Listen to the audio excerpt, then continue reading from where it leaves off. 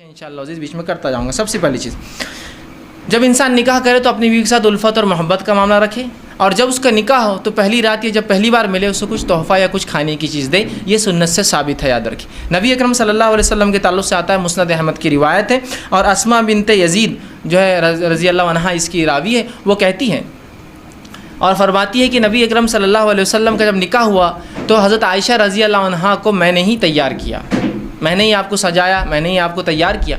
जब मैंने आपको तैयार किया और उसके बाद ये कहलवा भेजा नबी अकरम सल्लल्लाहु अलैहि वसल्लम को कि आयशा तैयार है, नबी अकरम सल्लल्लाहु अलैहि वसल्लम उनके पास आए। आपको एक दूध का प्याला दिया गया, रसूल अकरम सल्लल्लाहु अलैहि वसल्लम ने उस दूध के प्याले से दूध पिया और फिर उस प्याले को आयशा की तरफ बढ़ा दिया रज़ी अल्लाह अन्हा। आयशा ने वो फरमाती कि थोड़ा उनको शर्म आई, झिझक महसूस हुई, तो आपने इनकार कर दिया। अस्मा कहती है कि मैंने गुस्सा किया और उन्हें डांटा और कहा रसूलुल्लाह दे रहे हैं ना, फिर तुम क्यों नहीं ले रही हो? तो उन्होंने उसको लिया और थोड़ा सा पी लिया। उसके बाद रसूल अकरम सल्लल्लाहु अलैहि वसल्लम ने फरमाया तुम लोग भी पियो, और भी औरतें बैठी थी, चूँकि आयशा रज़ी अल्लाह औरतों में थी और ज़ाहिर सी बात है वो औरतें पर्दे में थी, याद रखिए। तो कहा तुम औरतें भी पियो, ठीक है। तो उन्होंने कहा अल्लाह के रसूल सल्लल्लाहु अलैहि वसल्लम आप पहले पी ले, ज़्यादा बेहतर होगा। फिर रसूलुल्लाह ने दूसरी बार फिर पिया, उसको पी कर जो आपने फिर औरत जो अस्मा रज़ी अल्लाह अन्हा को दिया। वो कहती है कि मैंने वो गिलास लिया और उसको मैं पलटाने लगी, घुमाने लगी, ताकि मैं भी वहीं होठ लगाऊं जहां रसूल अकरम सल्लल्लाहु अलैहि वसल्लम ने होठ लगाया था। इससे पता चला कि सहाबा के साथ साथ सहाबियात भी कितना मोहब्बत रसूल अकरम सल्लल्लाहु अलैहि वसल्लम से करती थी। ये मोहब्बत का तकाज़ा है, जिससे आप मोहब्बत करते हैं उसकी हर चीज़ को आप पसंद करें, जहाँ से आपने पिया वहाँ से पीना पसंद। तो वो कहती है मैं खामोशी से लोग ना देखे घुमा रही थी ताकि वहाँ से पीऊँ जहाँ से रसूल अकरम सल्लल्लाहु अलैहि वसल्लम पिया। उसके बाद जब मैं पी चुकी तो रसूलुल्लाह ने दूसरी औरतों से कहा तुम भी पी लो। औरतों ने शर्मा कर कहा कि अल्लाह के रसूल नहीं। तो आपने कहा कि देखो दो चीज़ें एक साथ नहीं हो सकती, भूख और झूठ। पी लो, मतलब क्यों शर्मा रही हो, पी लो। तुमको भूख है मैं जानता हूँ, लेकिन तुम झूठ बोल रही हो तकल्लुफ़ में कि नहीं हमने पी लिया। कहा पी लो, और फिर नौ औरतों ने भी पी लिया। समझ रहा? तो यहाँ रसूल अकरम सल्लल्लाहु अलैहि वसल्लम पहली बार अपनी बीवी से मिले आयशा रज़ी अल्लाह अन्हा, तो आपने कुछ दिया, मतलब खाने पीने की चीज़। और ये भी रहमत का एक हिस्सा कि इंसान कुछ खिला पिला। बहुत से लोग कंजूस होते हैं, कुछ खिलाते पिलाते नहीं किसी को, ना अपनी बीवी को, ना बच्चों को, ना किसी को। तो बहरहाल बीवी से जब पहली बार मिले तो कुछ खाने पीने का दे। कुछ भी हो सकता है आज के दौर के अंदर, आप मिठाई ले जा सकते हैं, एनीथिंग, मतलब कुछ भी हो सकता है जो मोहब्बत और उल्फत बढ़ाने के लिए। और खाना पीना एक ऐसी चीज़ होती है जिसके करने से लोगों में आपकी तरफ मोहब्बत माइल होती है। आप देखिए किसी को आप बुलाना चाहते हैं, किसी से कुछ काम करवाना चाहते हो तो क्या करते हैं उसको, चलो ढाबे पर, चलो खाने पर। सर घर पे कब आ रहे हैं आप खाने की, तो प्रमोशन चाहिए आपको, ठीक। तो बहरहाल खाना एक वो है। तो यहाँ शरीयत ने कहा बीवी से भी उल्फत मोहब्बत करो। तो पहली बार जब आप बीवी से मिले तो चूँकि हम बिस्तरी शुरू होती है इसी अमल के बाद, इसलिए मैं इसको भी रख रहा हूँ। तो खिलाए पिलाए कुछ दे, और ये कुछ भी हो सकता है आपके इलाके समाज माहौल के एतबार से चीज़ें XYZ बदल सकती है, ठीक है बहरहाल। तो कुछ ना कुछ करें। दूसरी चीज़, जब बीवी से पहली बार खिलवत मतलब अलहदगी में जहाँ कोई आपको ना देख रहा हो, जब खिलवत में मुलाकात हो, तो आप सल्लल्लाहु अलैहि वसल्लम ने फरमाया कि जब खिलवत में बीवी से पहली बार मिले, और ये अमल एक बार के लिए है सिर्फ जो अब मैं अमल बयान कर रहा हूँ, तो आपने फरमाया कि जब मिले तो उस बिस्मिल्लाह कहे, अल्लाह का नाम ले, और बीवी का जो सर का सामने का हिस्सा होता है बालों का, ठीक, उसको अपने सीधे हाथ से पकड़े, ठीक, सीधे हाथ से पकड़े। सामने का सर का जो बालों का हिस्सा होता है उन बालों को सीधे हाथ से पकड़े, ठीक है। लेकिन तकलीफ देनी मतलब पकड़ना, आप जाहिर सी बात अगर जमे हैं तो हाथ रखें, खुले हैं तो पकड़ना अच्छी बात है। आप हदीस में आता आपने पकड़ा उसको, ठीक, ये आप खोल भी सकते हैं, इसमें क्या मसला। बहरहाल तो उसको पकड़े, और पकड़ने के बाद अल्लाह का नाम ले और एक दुआ करे, जो कि नबी अकरम सल्लल्लाहु अलैहि वसल्लम ने इस दुआ, जो अबू दाऊद और इब्न माजा की रिवायत है, ये दुआ करे। और ये दुआ सिर्फ एक बार करना है आपको, जब आप खिलवत में पहली बार अपनी बीवी से मिलेंगे, हम बिस्तरी से पहले याद रखें। और ये दुआ करें अल्लाहुम्मा इन्नी अस्अलुका मिन खैरिहा व खैरि मा जबलतहा अलैहि, ऐ अल्लाह मैं तुझसे इसके खैर का सवाल करता हूँ, और जिस खैर पर तूने इसे पैदा किया उस खैर का सवाल करता हूँ। और फिर फरमाया अलैहि व अऊज़ु बिका मिन शर्रिहा व शर्रि मा जबलता अलैहि, और मैं पनाह मांगता हूँ तुझसे इसके शर से, और मैं पनाह मांगता हूँ तुझसे इसके शर से और उस शर से जिस पर तूने इसको पैदा किया है। तो बहरहाल ये एक बार दुआ करना है आपको। देखिए दुआ कितनी, देखिए अहम और कितनी अच्छी है कि अल्लाह मैं सवाल करता हूँ तुझसे इसके खैर का, उस खैर का जिस पे तूने इसे पैदा किया है, और उस खैर का जिसे पैदा किया, और तुझसे पनाह मांगता हूँ इसके शर से और जिस शर पे तूने इसको पैदा किया है। ये पहली बार आप करेंगे। उसके बाद अब जब हम बिस्तरी का इरादा करते हैं तो उससे पहले आप एक और दुआ करेंगे। ये दुआ कॉमन है, हर आदमी को हर बार हम बिस्तरी से पहले ये दुआ करनी चाहिए। ये बहुत अहम दुआ है। लोग पूछते हैं नहीं करे तो क्या हुआ, नहीं करे तो क्या हुआ, नहीं बोले तो क्या हुआ, बहुत सी चीज़ें होती हैं। तो मैं हमेशा सवाल करता हूँ लोगों से, चलिए आप गाड़ी चलाते हैं, कार टू व्हीलर चलाते हैं, और हाँ सीट नहीं हुई तो क्या हुआ, हॉर्न नहीं हुआ तो क्या हुआ, इंडिकेटर नहीं चले तो क्या हुआ, मडगार्ड नहीं रहा तो क्या हुआ, सारी गार्ड नहीं रहा तो क्या हुआ, बम्पर्स नहीं रहे तो क्या हुआ, है ना। तो आप बोलते नहीं अच्छी नहीं दिखती ना गाड़ी। मतलब आप कंप्लीशन, दुनिया में हर चीज़ कंप्लीशन की तरफ चाहते हैं, मुकम्मल की तरफ चाहते हैं। सुन्नत में क्यों नहीं चाहते हर चीज़ से मुकम्मल की तरफ जाए? वहाँ नहीं करे तो मतलब हर बार नेगेटिव क्यों, पॉजिटिव क्यों नहीं कि कर लूँ तो क्या, हर बार नहीं करे तो वैसा नहीं करना चाहिए। ठीक, तो याद रखिए ये दुआ पढ़े और बहुत खैर है इस दुआ के अंदर। ठीक है, तो आप सल्लल्लाहु अलैहि वसल्लम जो है, माफ़ करना बहरहाल वो दुआ से पहले एक चीज़ मैं भूल गया था, वो ये कि जब इंसान हम बिस्तरी से इरादा करे तो उससे पहले निकाह की रात जो है नमाज़ पढ़ना भी याद रखिए, ये अमल भी जो है सहाबा से मिलता है, हमें सहाबा से मिलता है। ठीक, इसके ताल्लुक़ से एक रिवायत आती है कि मियाँ भी इकट्ठे नमाज़ पढ़े। एक जो है ताबईन फरमाते हैं, अभी साद उनका नाम था जो कि ग़ुलाम थे, वो कहते हैं मैंने ग़ुलामी की हालत में निकाह किया और उसके बाद जो है अबू ज़र ग़िफ़ारी रज़ी अल्लाह अन्हु, ठीक है, उसके बाद वो कहते हैं कि अब्दुल्लाह इब्न मसूद और हुज़ैफ़ा बिन यमान रज़ी अल्लाह अन्हुम को दावत दी, ये सहाबा को दावत दी बड़े बड़े। ये मेरे पास मेरी दावत वलीमा में जो है दावत मैंने दी निकाह की, वो मेरे पास आए। जब मेरे पास आए तो उन्होंने मुझसे कहा कि देख जब तू अपने बीवी से करीब जाने का इरादा कर तो अल्लाह का नाम ले और ये दुआ कर जो मैंने पहले बताई। उसके बाद कहा कि फिर तू उसके साथ जो है 2 रकात नमाज़ पढ़ ले, तू आगे खड़ा हो और वो पीछे। याद रखिए मर्द और औरत बाजू खड़े रह के नमाज़ नहीं पढ़, चाहे मियाँ बीवी क्यों ना हो, तू आगे खड़ा रहे, वो पीछे खड़ी रहे और तू 2 रकात नमाज़ पढ़ ले। और फिर फरमाया उसके बाद क्या करना है, तू बेहतर जाने और तेरी बीवी बेहतर जाने।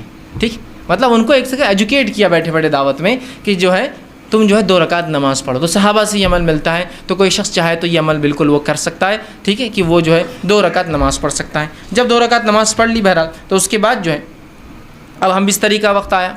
अगर वो उसका इरादा करता है तो सबसे पहले दुआ करे। ये दुआ बड़ी मशहूर और मारूफ़ है, सही बुखारी की रिवायत है और बहुत सारी कुतुब हदीस में आती है। आप करें बिस्मिल्लाह, अल्लाह का नाम से आप शुरू करें, अल्लाहुम्मा जन्निबना शैताना व जन्निबि शैताना मा रज़क़तना। ये दुआ याद रखिए, छोटी सी दुआ, ये दुआ कर ले बिस्मिल्लाह, अल्लाह के नाम से, अल्लाहुम्मा जन्निबना शैताना, ऐ अल्लाह जो है हमें शैतान से महफूज रख। फिर आगे फरमाए व जन्निबि शैताना मा रज़क़तना, और उस चीज़ को भी शैतान से महफूज रख जो तूने इसके ज़रिए रिज़्क़ रखा है। और रिज़्क़ यहाँ मुराद औलाद, मतलब अल्लाह मुझे और मेरी बीवी को शैतान से दूर रख और जो है मेरी औलाद को भी शैतान से दूर रख। देखिए इंसान जो है यहाँ हमबस्तरी कर रहा है, यहाँ अपने बीवी के साथ सोने की बात हो रही है, यहाँ सेक्स की बात हो रही है, उसके बाद भी यहाँ तालीम दी जा रही है, एजुकेट किया जा रहा है और कहा जा रहा है कि ठीक है नफसानी ख्वाहिशात को पूरा करना है लेकिन हवस के शिकार मत बनो। यहाँ भी अल्लाह का नाम लेके शैतान से पनाह मांगी जा रही। देखिए इस अमल में भी कैसा पाकीज़ा और कैसा मुतहरा ये दीन है, याद रखिए। बहरहाल अब ये दुआ आपने की, ठीक है, अब दुआ के बाद आप बिस्तरी कर सकते हैं। लेकिन ये बात बहुत ज़रूरी है जो हमें समझना है कि जब शरीयत ने मर्द को इजाज़त दी निकाह की और औरत के साथ हम बिस्तरी करने की, तो ये इजाज़त कोई हाकिम और महकूम वाला रिश्ता नहीं है, मालिक और ग़ुलाम वाला रिश्ता नहीं। समझ रहे आप बात को? वरना होता ही कि जब ये मौका इंसान को मिल जाता मर्द को पहली बार, तो वो बिल्कुल एक औरत को अपना शिकार समझता है। हर आदमी ऐसा नहीं होता, लेकिन कुछ लोग होते हैं ऐसे, वो समझता है वो शिकार है और मैं आका हूँ और ये ग़ुलाम है, मैं हाकिम और ये मेरी महकूम है, ठीक, और लिहाजा वो उस पर टूट पड़ता है जानवरों की तरह। अंदाज़ा लगाइए एक औरत के साथ अगर आप ये सलूक करेंगे जो आपकी बीवी और ज़िंदगी भर रहने वाली, शरीक हयात कहा जाता है ना बीवी को, शरीक हयात मतलब लाइफ पार्टनर है आपकी, पूरी ज़िंदगी आपके साथ शरीक रहेंगी। और अगर पहली रात आप साथ ये बदतमीज़ी करेंगे कि आप बताएंगे कि मैंने निकाह खालिस सिर्फ अपनी हवस को पूरा करना किया, ठीक है। उल्फत और मोहब्बत एक चीज़ है, लव एक चीज़ होती है कि लस्ट एक चीज़ होती है इंग्लिश के अंदर। उर्दू में जैसे कहते हैं एक मोहब्बत होती है और एक हवस होती है। तो हमें मोहब्बत की इजाज़त है, हवस पूरी नहीं करना है हमको। हमें जो लव की इजाज़त है, हमको लस्ट नहीं, ठीक है। इंसान जाहिर सी बात है वही अमल कर रहा है जो लस्ट में होता है, लेकिन इसमें मोहब्बत के तकाज़े के साथ कि ये मेरे अपोनेंट पार्टनर है, मेरी बीवी है, इसके साथ ज़िंदगी गुजारना है, ठीक है। तो ये बात बड़ी है हमें समझना हमारे लिए। तो इंसान जो है जब अपनी बीवी से ताल्लुक़ात क़ायम करे तो इसको हाकिम और महकूम और ज़ालिम और मज़लूम वाला रिश्ता ना बना दे, बल्कि इसको मोहब्बत और उल्फत वाला मामला रखे। और हम बिस्तरी से पहले जो बातें हमको रसूल अकरम सल्लल्लाहु अलैहि वसल्लम और सहाबा के आसार मतलब सहाबा के अमल से पता चलती, वो ये है कि ये लोग फोर प्ले करते, हम बिस्तरी से पहले कुछ बीवी से खेलते। और एक रिवायत में रसूलुल्लाह सल्लल्लाहु अलैहि वसल्लम की इस बात का खुला इशारा आपने फरमाया, जब एक सहाबिया का अल्लाह के रसूल मैंने एक औरत से निकाह किया लेकिन ये मुतल्लक़ा है, मतलब इसकी शादी हो चुकी है और ये जवान थे सहाबी, तो अल्लाह के रसूल सल्लल्लाहु अलैहि वसल्लम फरमाया कि तूने कुंवारी लड़की से क्यों नहीं निकाह किया, ताकि वो तुझसे खेलती और तू उससे खेलता, تو کہا اللہ کے رسول میری مجبوری تھی، میرے والدہ کا انتقال ہو گیا اور میری 3 چھوٹی چھوٹی بہنیں ہیں، اگر میں کوئی کنواری لڑکی لاتا تو وہ میری بہنوں کی دیکھ بھال برابر سے نہیں کر پاتی۔ جب میں نے ایسی عورت کو لایا نکاح میں جو مطلقہ ہے، اس کو پریویس ایکسپیرینس ہے زندگی کا، وہ زندگی سماج میں گزار چکی ہے، وہ میری بہنوں کی اچھے سے تربیت کر سکتی ہے۔ اس حدیث سے ایک بات اور پتہ چلی، نکاح میں بہت سارے مقاصد انسان رکھ سکتا ہے نکاح کے لیے۔ تو ایک مقصد یہ بھی تھا ان کا کہ محبت کے ساتھ ساتھ بچیوں کے لیے کچھ، میری بہنوں کے لیے کچھ ایسی عورت آ جائے جو میری ان کی بھابھی ہو لیکن ایک ماں جیسا ہو۔ تو ظاہر سی بات ہے ایک کنواری لڑکی یہ سب نہیں کر سکتی تھی، ٹھیک ہے، لیکن اس حدیث میں رسول اللہ نے جو فرمایا تو اس کے ساتھ کھیل اور وہ تیرے ساتھ کھیلے، تو یہ محبت جو ہے یہ ہم بستری سے پہلے انسان فور پلے کرے، کھیلے اس سے، مطلب اس کو راضی کرے اور منوائے اس عمل کے لیے، اس لیے کہ ہیومن بینگ جو انسان ہوتے ہیں وہ میکینیکل عمل نہیں کر سکتے۔ میکینیکل سمجھتے مشینیں ہوتی، مشینوں کا معاملہ ہوتا ہے کہ آپ نے جب بٹن دباؤ میکینیکلی شروع ہو جاتی، لیکن انسان جو ہوتے ہیں ویسے میکینیکل نہیں ہوتے، ان کو ذہنی تیار ہونا پڑتا ہے، پھر جسمانی فزیکل ریڈی ہونا پڑتا ہے، اس کے بعد انسان کچھ اعمال کر سکتا ہے۔ جیسے آپ کو کس سے ڈیل کرنا ہے کوئی انسان سے، تو بہت ساری باتیں ہوں گی، ملاقاتیں ہوں گی، ٹھیک ہے، اس کے بعد کوئی ڈیلنگ فائنل تک پہنچیں گے، سیم ویسی ہوتا ہے۔ تو اس بات کو ذہن میں رکھیں، اور بالخصوص پہلی رات میں تو آپ خاص طور سے اس کو یہ نہ کریں کہ ٹوٹ پڑنے کا معاملہ کرے، بلکہ سنت کو لحاظ رکھتے ہوئے، شریعت کا لحاظ رکھتے ہوئے، انسانی ذہنیتوں کا لحاظ رکھتے ہوئے، سامنے والے فریق کی، آپ کی بیوی کی عمر کا لحاظ بھی رکھ سکتے ہو سکتا ہے کوئی انسان 40 سال کا اور نکاح 20 سال سے کیا ہو، جائز ہے بالکل، تو اب یہاں سمجھنا پڑے گا اس کی عمر کا تقاضا وہ کم ہے، تو ظاہر سی بات ہے سمجھ رہے ہیں آپ بات کو، یہ تمام چیزیں آپ جو ہے ذہن میں انسان رکھیں۔ تو فور پلے جس کو ہم کہتے ہیں کہ ہم بستری سے پہلے کچھ ایسی چیزیں جس سے انسان اس عمل کی طرف راغب ہو جو عمل اس کو اب کرنا ہے، جو کہ اللہ نے اس کے اوپر جائز قرار دیا اور وہ مباح ہے اس کے لیے کرنا، حلال ہے اس کے لیے کرنا، جس سے اپنے آپ کو تسکین دے سکتا، سکون حاصل اور اطمینان حاصل کر سکتا۔ سمجھ رہے آپ بات کو؟ تو فور پلے کی بڑی اہمیت ہے، اس کے اندر مختلف چیزیں ہو سکتی ہیں، انشاءاللہ آگے آئیں گا تو اس میں میں کچھ نہ کچھ پوائنٹس اس کے ڈسکس کرتا جاؤں گا، ٹھیک۔ تو فور پلے ہوگا اس سے پہلے کہ انسان تیار کرے اپنے فریق کو۔ دوسری چیز یہ کہ دونوں کا اس عمل کے لیے راضی ہونا ضروری ہے، ہم بستری کے لیے دونوں کا اس عمل کے لیے راضی ہونا ضروری، یاد رکھیے، اس لیے کہ یہ کوئی ون سائڈ معاملہ نہیں ہے، اور مرد کے راضی ہونا یہ بالکل واضح ہوتا ہے، لیکن عورت راضی ہے نہیں راضی ہے یہ واضح نہیں ہوتا ہے۔ مرد اس عمل کے لیے راضی ہے، وہ ظاہر ہے، اس کی جسمانی کیفیت اور اس کا جسمانی کیفیت اس کی اشارہ کر دیتی ہے کہ مرد تو راضی ہے اس عمل کے لیے، لیکن ظاہر سی بات ہے عورت کے اندر ایسی کوئی چیز نہیں ہے جس سے پتہ چل سکے کہ اس عمل کے لیے وہ راضی ہے۔ بات سمجھ رہے ہیں آپ میری؟ ٹھیک، تو ظاہر سی بات ہے دونوں کی رضامندی ضروری ہے۔ تو مرد راضی ہے عورت سمجھ سکتی ہے، لیکن عورت راضی ہے مرد سمجھ نہیں سکتا ہے، اس کے ظاہر سی بات ہے جسمانی اعتبار سے، تو اس کو اس معاملے میں تیار کرنا ہوگا، اس کو اس معاملے میں پوچھ سکتے ہیں آپ، اس کو اس معاملے میں اس کی بھی حامی لے سکتے ہیں آپ، اور حامی اس کا ہاں ہر بار زبان سے بولنا نہیں ہے، کچھ باتیں آپ سمجھ سکتے ہیں جس کہاں ہوتی ہیں، سمجھے نا، انسان کی آنکھوں کے اشارے، جسمانی ہوا جس سے انسان سمجھ سکتا ہے کہ اس کا معنی ہاں ہے۔ اس معاملے میں خواتین سے میری بالخصوص درخواست یا نصیحت جو ہوگی وہ یہ ہے کہ بہت ساری عورتیں، مرد تو راضی ہے اس عمل کے لیے، پہلے دن کی بات، جب ہم عام بات کر رہے ہیں تو یہ بات یاد رکھیے، اور یہ ہمیشہ کے لیے عام اعتبار سے بھی اور اس دن کے لیے بھی خاص بھی، نکاح کے رات بھی اور اس کے بعد بھی، کہ عورتیں جو ہے اپنی رضامندی کا بھی اپنے شوہر سے اظہار کرے۔ اگر وہ یہ نہیں کرتی تو بہت ساری طلاق کی صرف یہ وجہ بنتی، یاد رکھیے، کہ وہ کہتا ہے کہ میری بیوی میں سے کبھی راضی نہیں، آج تک اس نے ایک بار بھی مجھ سے جو ہے محبت کی بات نہیں کہی یا محبت کے لیے خود راضی نہیں ہوئی۔ تو عورتوں کو بھی اس معاملے میں آگے حصہ لینا پڑے گا بڑھ کر، چونکہ یہ ایک ایسی چیز ہے جس میں صرف مرد شامل نہیں ہے۔ اگر عورت اپنا حصہ نہیں رکھیں گی تو مرد کے لیے، میں معاف کرنا الفاظ اگر میرے سخت لگ رہے ہو تو، لیکن سمجھیے اس بات کو، مرد کے لیے صرف آپ ایک کھلونا ہو جائیں گے، اس کے علاوہ آپ کی کوئی حیثیت نہیں باقی رہیں گی۔ حضرت رسول اللہ کیا فرما رہے ہیں کہ تو اس کنواری سے نکاح کرتا تو وہ تجھ سے کھیلے اور تو اس سے کھیلے۔ دیکھیے الفاظ غور کیجیے حدیث کی، دونوں کے لیے کہا، یہ نہیں کہا کہ تو اس سے کھیلے، وہ تجھ سے کھیلے اور تو اس سے کھیلے۔ تو یہاں رسول اللہ صلی اللہ علیہ وسلم اشارہ کر رہے ہیں کہ اگر کنواری ہوتی تو وہ تجھ سے کھیلتی، مطلب وہ ایک پارٹ بنتی اس گیم کا، وہ اس کھیل کے اندر تیری حصے دار بنتی، شریک بنتی۔ تو یہ باتیں، یہ بیاہی، اب دیکھیے بہت سی بار میں سمجھتا ہوں شوہر کے ساتھ کمرے میں رہ کے بھی آپ بیاہی کا سوچیں گے تو میں سمجھتا ہوں اب کوئی تقاضے باقی نہیں رہے۔ یہاں بیاہی اور حیائی کچھ نہیں ہے، اب آپ کا شوہر ہے وہ، یہ آپ کو سمجھنا پڑے گا، ٹھیک ہے۔ تو یہاں عورتیں اپنی رضامندی کا اظہار کریں، جو مختلف طریقوں سے وہ کر سکتی ہے، یاد رکھیں مختلف طریقوں سے کر سکتی۔ جب یہ عورتیں اس میں لیک کر جاتی ہیں، کمزور پڑ جاتی ہیں، تو مرد کو ایسی عورتیں پسند آ جاتی ہیں جو اس طرف اشارے کرتی ہیں اور مائل کرتی ہیں۔ جو بری عورتیں ہوتی ہیں، جو فحاشائیں ہوتی ہیں، وہ اپنی رضامندی کا کنٹینیوس اظہار کرتے رہتی ہیں۔ تو جب عورتیں ہیں جن کے لیے جائز اپنے شوہر سے جو کام کرنا، تو کیوں نہیں وہ اپنے اظہار کرتی، کیوں نہیں بتا رہی ہو؟ چونکہ مرد راضی ہے, تیار ہے, اس کے جسمانی کیفیت سے پتہ چل جاتا ہے. عورت کو کیسے پتہ چلیں گے؟ اب تک کہ آپ نہیں بتائیں گی. اور اس میں کوئی حیا اور بے حیائی کا تقاضا نہیں. یاد رکھیے یہ آپ کی محبت اور الفت ہے, اور اس کو کہیں گے محبت کی سب سے اونچائی یاد رکھیے جو میاں اور بیوی کے بیچ میں ہوتی ہے. تو آپ بھی اپنی رضامندی کا ضرور جو اپنے شوہر سے اظہار کریں, ٹھیک ہے. ورنہ اکثر طلاقوں کی وجہ یہ بنتی ہے کہ بیوی, شوہر کا دعویٰ ہے کہ بیوی نے آج تک فلاں نہیں کیا, اور پھر وہ الزام لگاتا ہے اس کا سیکس کمزور ہے یا اس کی قوت باہ اس میں نہیں ہے, اور فلاں نہیں ہے اور فلاں نہیں ہے. تو وہ سب طرف کیوں جا رہے ہیں؟ شریعت نے آپ کو بتا دیا, رسول اللہ صلی اللہ علیہ وسلم کہہ رہے ہیں. اور ظاہر سی بات ہے ہر چیز کھول کر بیان کرنا ضروری نہیں, کیا اتنا کافی نہیں تو اس سے کھیلے اور وہ تجھ سے کھیلے, اتنا کافی نہیں ہے ہمارے لیے سمجھنا؟ کیا اور وضاحت چاہتے ہیں آپ پوری چیز, کیا پورا پکچر دکھانا چاہتے ہیں, کیا یہ بتائے تو ہم کو سمجھ میں آئیں گے؟ نہیں, اشارہ کافی ہوتا ہے. اور مومن کے لیے تو اشارے بہت زیادہ کافی ہوتے ہیں. عقل مند کو اشارہ کافی ہوتا ہے. لوگ کہتے ہیں, میں کہتا ہر مومن عقل مند ہوتا ہے, اور اس کو اپنے نبی اور شریعت کے ہر اشارے کافی ہو جاتے ہیں, وہ سمجھ جاتا ہے باقی کیا ہے. تو عورتوں کو بھی اشارہ اس حدیث کے اندر. بہرحال آگے بڑھیے.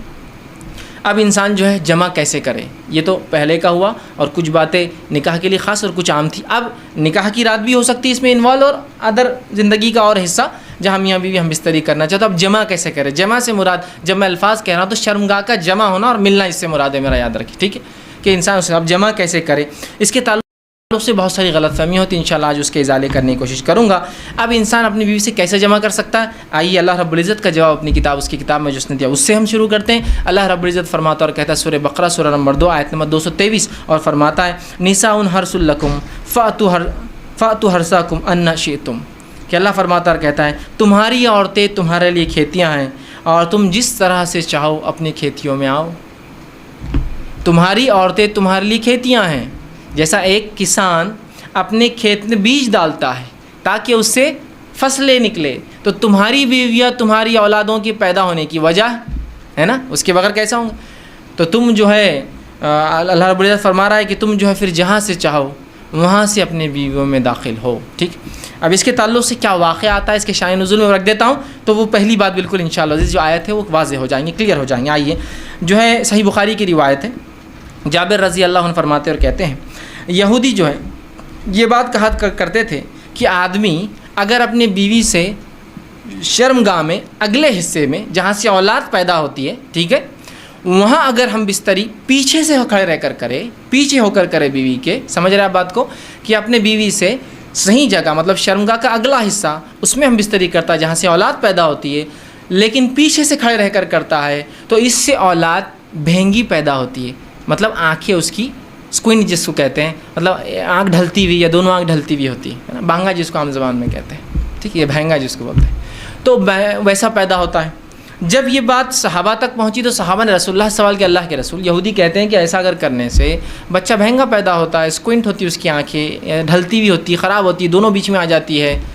تو آپ صلی اللہ علیہ وسلم نے اس کے جواب میں اللہ رب العزت نے یہ آیت نازل کی. جب یہ آیت نازل ہوئی تو آپ نے فرمایا اور کہا آگے سے یا پیچھے سے مگر مقام پیدائش میں. آپ نے کیا کہا؟ آگے سے یا پیچھے سے, لیکن مقام پیدائش میں. سمجھ رہا, مطلب جہاں سے اولاد پیدا ہوتی ہے وہیں انسان کر سکتا ہے, اس کے علاوہ کرنا حرام ہے. انشاءاللہ اس کی تفصیلات آگے رکھوں گا کیا حرام ہے اس معاملے میں, ٹھیک ہے.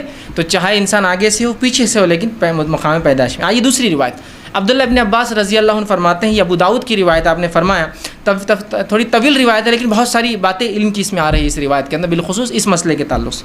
وہ کہتے ہیں مدینہ میں انصار جو ہے یہودیوں کی اتباع کرتے تھے, چونکہ انصار تو مشرک تھے, ان کے پاس کوئی عقیدہ نہیں تھا, یہ تو لیکن اہل کتاب کو یہ بڑا اونچا سمجھتے چونکہ وہ کتاب کے حامل لوگ تھے, تو ہر چیز میں وہ یہودیوں کو فالو کرتے. حتیٰ کہ یہودی اپنے بیویوں کو چت لٹاتے, مطلب چہرہ اوپر اور عورت لیٹی ہے, اور اس کے بعد ہم بستری کرتے, تاکہ اس سے کیا ہوتا ہے سطر کے لیے بھی اچھا ہے. انسان جب مرد لیٹ جاتا ہے عورت پہ تو پوری ڈھک بھی جاتی ہے, تو طہارت کے لیے بھی اچھا ہوتا ہے, اور سطر پوشی کے لیے بھی خامہ کا زیادہ سطر کھلتا نہیں ہے, اچھا ہوتا ہے. تو یہودی صرف اس پوزیشن کو, اس طریقے کو حلال مانتے تھے.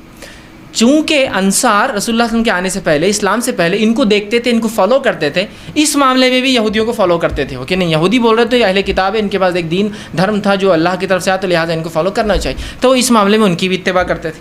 عبداللہ ابن عباس رضی اللہ عنہ فرماتے ہیں لیکن ہم جو مہاجر تھے, ہم مکے والے لوگ, مکے کے جو لوگ تھے, وہ مختلف قسم سے اپنے بیویوں سے تعلقات قائم کرتے, آگے سے پیچھے سے لٹا کر, ہاتھوں پہ ان کو کھڑے کر کے, مختلف چیزوں سے, اور جنس کی ہم بستری کی لذتیں اٹھایا کرتے تھے. لیکن جب مہاجر مدینہ پہنچے اور انصاریوں سے نکاح شروع کیا، اور جب ایک مہاجر نے ایک انصاری عورت سے نکاح کیا، اور نکاح کرنے کے بعد جیسا ان کا طریقہ تھا کہ وہ مختلف انداز سے مختلف طریقوں سے صحیح جگہ میں بستری کرتے، مطلب شرمگاہ میں، مطلب اگلے حصے میں کرتے، جب اس نے ڈیمانڈ کیا اس شخص نے، تو اس انصاریہ نے کہا ہم تو صرف ایک طریقہ اپناتے، اس عورت نے، وہ بھی صحابیہ تھی، وہ ہے چت لیٹنا اور تم اوپر سے رہو۔ اس نے کہا ایسا کیوں؟ ہم تو مختلف چیزیں کرتے ہیں اس میں، جس کو عام زبان میں بہرحال آسن کہتے ہیں، لوگ بہرحال سمجھتے ہیں آسن کہتے ہیں، اس کو شاید سنسکرت کا لفظ ہے، یہ ہندی کا لفظ ہے، بہرحال تو ہم تو مختلف کرتے ہیں۔ تو انہوں نے کہا نہیں میں تو یہ کرنے نہیں دوں گی، جھگڑا بڑھ گیا، اس نے کہا میں تو ایسے ہی کروں گا، اس نے کہا ہمارے پاس یہ طریقہ نہیں، اور بات رسول اکرم صلی اللہ علیہ وسلم پہنچ گئی، اور پھر یہ آیت نازل ہو گئی تمہاری بیویاں تمہاری کھیتی ہے، تم جہاں سے چاہو، مطلب جو مہاجر کر رہے تھے صحیح کر رہے تھے، مختلف پوزیشنز ہو سکتے ہیں لیکن اگلے حصے میں صرف پیدائش کے حصے میں انسان کر سکتا ہے۔ تو یہ روایت میں بہرحال بہت ساری باتیں آ گئی اور بہت ساری باتوں کا جواز ہمیں مل گیا ہے۔ آگے آئیے، اب اس معاملے میں جو ہے انسان جمع جو کرے، ہم بستری کرے تو لیٹ کر سکتا ہے، لیٹنے میں جتنی پوزیشنز ہو سکتی ہے وہ استعمال کر سکتا ہے، شرط ایک ہی ہے وہاں انسان اپنی شرمگاہ کو داخل کرے، عورت کی شرمگاہ میں جہاں سے اولاد پیدا ہوتی ہے، ٹھیک ہے، وہی ایک جگہ ہے۔ دوسرا بیٹھ کر سکتا ہے، جتنی پوزیشنز ہو سکتی ہے اس کے لیے، شریعت نے اس سے کوئی ممانعت کا اظہار نہیں کیا، لیکن سب سے بہترین پوزیشن اولاد کی پیدائش میں اور اس میں سازگار ہونے میں وہی ہے جو عورت کو لٹا کر کرے، اس لیے کہ اس میں سیدھا مرد کی شرمگاہ اوپر سے ہوتی ہے اور اولاد کی پیدائش کے چانسز زیادہ ہوتے ہیں اس معاملے میں، بہرحال ٹھیک۔ اس کے بعد بیٹھ کر جتنے طریقے ہو سکتے ہیں، جتنی پوزیشنز ہو سکتی ہے، جس میں میں جو بتا رہا ہوں بات آپ سمجھ رہے ہیں کہ شرمگاہ مرد کی عورت سے ملے اور سامنے کے حصے میں آپ کے لیے جائز ہے۔ اسی طرح کھڑے رہ کر جو کچھ ہو سکتا ہے، اس میں کوئی ممانعت نہیں ہے، کراہت ہو سکتی ہے، ناپسندیدگی ہو سکتی ہے، لیکن ممانعت کسی میں بھی نہیں، حرمت کسی میں بھی نہیں، بیٹھ کر، لیٹ کر، کھڑے رہ کر کچھ بھی ہو سکتا ہے۔ اب یہ بات کا ازالہ میں کر دوں، بہت سے لوگوں نے عجیب باتیں لکھ دی، اللہ ان پر رحم کرے، جس کی وجہ سے امت کو خواہ ایسی مشکلات اور تکلیفوں میں ڈالا جو شریعت نے نہیں دی، کہ کھڑے رہ کر کرے تو اولاد لنگڑی پیدا ہوتی ہے، بیٹھ کر کرے تو اولاد فلاں پیدا ہوتی ہے، پیچھے سے کرے۔ آج بھی میں کہہ رہا ہوں کہ اگر کوئی لڑکا بہنگا آ جاتا ہے جس کی آنکھیں اسکوئنٹ ہو، اس کی آنکھیں برابر نہ ہو، تو عورتیں ایک دوسرے کو دھکا دے کے ہنستی مجلس ان کے ماں باپ نے کیا کرے تھے دیکھو بچہ۔ آج بھی میں کہہ رہا ہوں، کیسی عجیب بات ہے، شریعت کلیریفیکیشن دے رہی ہے، قرآنی آیتیں نازل ہو رہی ہے، اور اس کے بعد بھی کہ ہماری اب عقلوں کا کیا بھائی، علم کی کمی ہی یہ سب چیزوں کی وجہ ہے۔ لا علمی جو نقصان پہنچاتی ہے نا، وہ کوئی چیز، کوئی ہتھیار، کوئی دشمن آپ کو جو نقصان نہیں پہنچائیں گے نا، آپ کی اور ہماری لا علمی اسلام کے تعلق سے نقصان پہنچاتی ہے۔ بہرحال تو کوئی بھی پوزیشن اختیار کر سکتے، کوئی ممانعت کسی بھی پوزیشن کی ثابت نہیں ہے، ٹھیک۔ اسی طرح سیکنڈ چیز، ہم بستری کے اندر بیوی کو چومنا اور بوسہ لینا جسم کے ہر حصے کو جائز ہے، تمام اعضاء کو چومنا یا بوسہ لینا آپ کے لیے جائز ہے۔ اس کے مختلف طریقے ہو سکتے، وہ تمام جائز ہے۔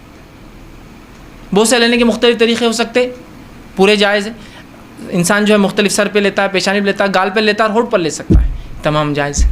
اس کے علاوہ جسم پر لے سکتا ہے، یہ جائز ہے۔ تمام جسم پہ بوسہ لینا اور چومنا جائز ہے، انکلوڈنگ ایوری تھنگ میں کہہ رہا ہوں اب، ٹھیک۔ اس کے بعد دوسری جو غلط فہمی ہوتی ہے، لوگ سوال کرتے ہیں، وہ یہ ہے کیا میاں بیوی ایک دوسرے کے جسم کو تمام حصوں کو ہاتھ لگا سکتے ہیں؟